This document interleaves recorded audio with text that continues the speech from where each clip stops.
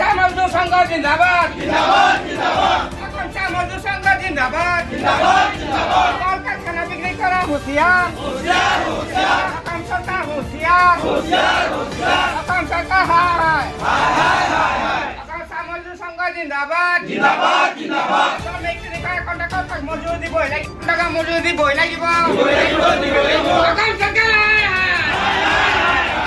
শাসনিক জিন্দাবাদ শাসনিক জিন্দাবাদ সংঘ জিন্দাবাদ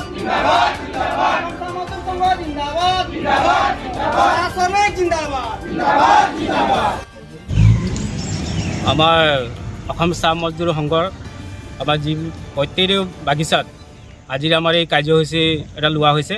এই কাৰ্যসূচী আমাৰ বিভিন্ন ধৰণৰ আমাৰ চাহ শ্ৰমিকৰ সমস্যা আছে। এই সমস্যাত থকাৰ কাৰণে আমাৰ কাৰ্যসূচী আজি ধাৰণা এঘণ্টীয়া কাৰ্যসূচী আমি প্ৰতিটো বাগানত লোৱা হৈছে। আৰু এই কাৰ্যসূচী আমি অসম চৰকাৰ আৰু আমাৰ অসম চৰকাৰলৈ আমি এটা স্মাৰক পত্ৰ দিয়া হৈছে যাতে আমাৰ এই সমস্যাবিলাক সমাধান কৰি দিয়ক।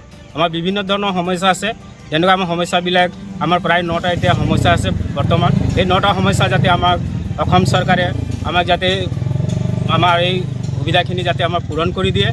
আমি আজি এই অসম চাহ মজদুৰ সংঘৰ গোটেইখিনি আমাৰ এই 1 ঘণ্টা কাৰ্যসূচী আমি পালন কৰিবলৈ আমি সাজু হৈছোঁ আৰু আমি পালন কৰিলোঁ।